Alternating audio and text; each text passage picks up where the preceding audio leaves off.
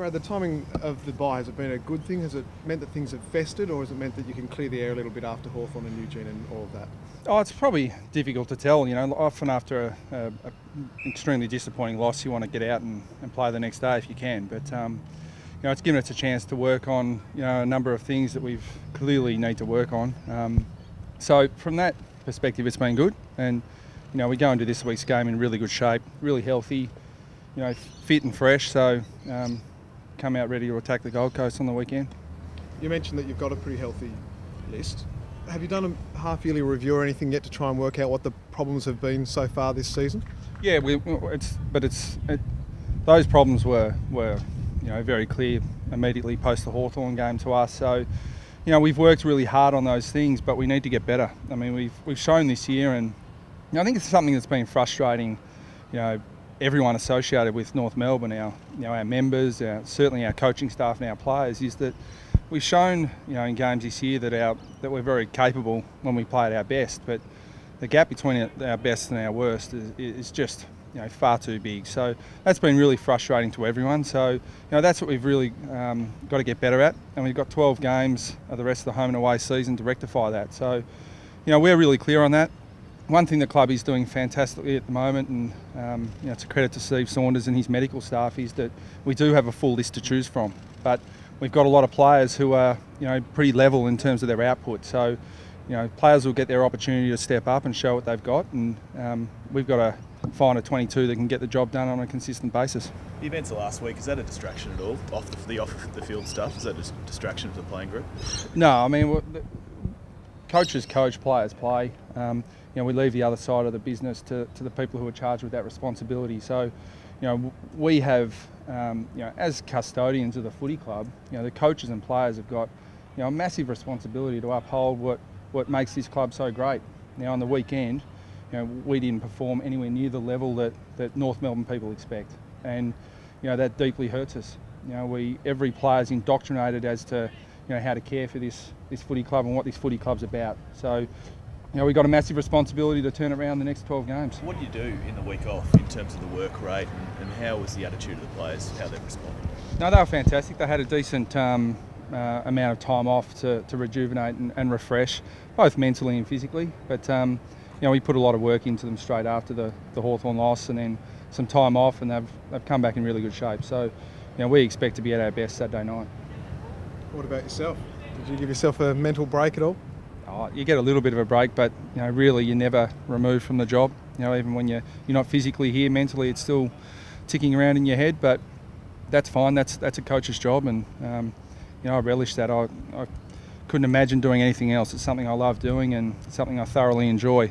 Even though it's a roller coaster and you have great highs and some horrible lows, my job is to smooth out the difference between our best and our worst, and I'm confident I can do that. Congratulations in order. I hear you might have popped the question.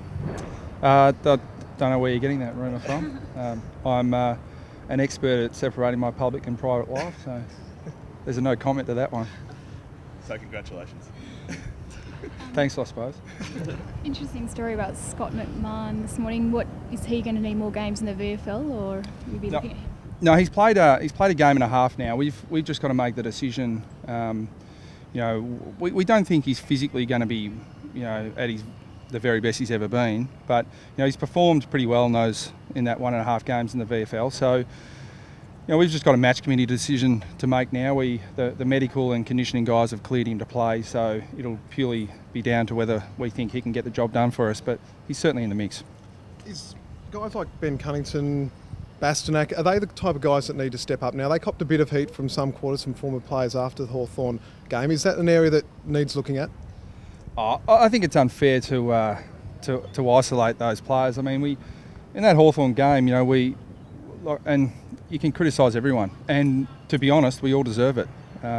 Starting with me, I deserve more criticism than anyone because I coach the side and I pick the players and ask them to play their roles. So, personally, I wish that's where the criticism started and ended, because it's my job to get the job done with the team.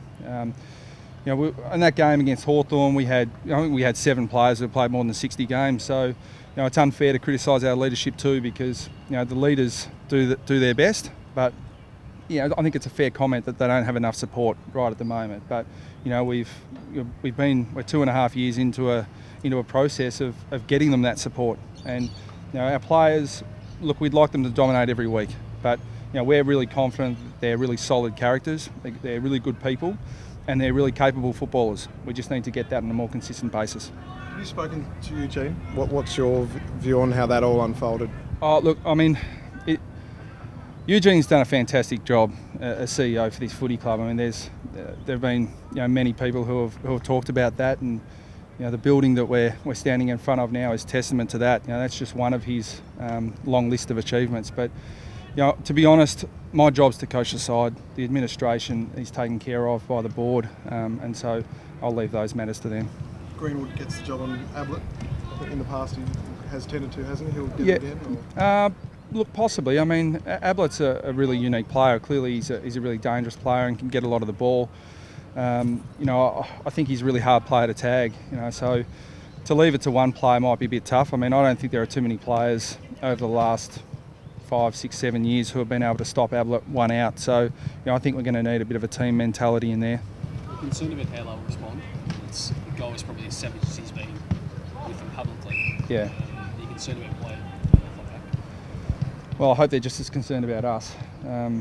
But what it makes for is a fiery opening, and the team that's the most composed will probably win the game. And while we're bitterly disappointed about the recent events, we'll come out firing. We expect them to as well.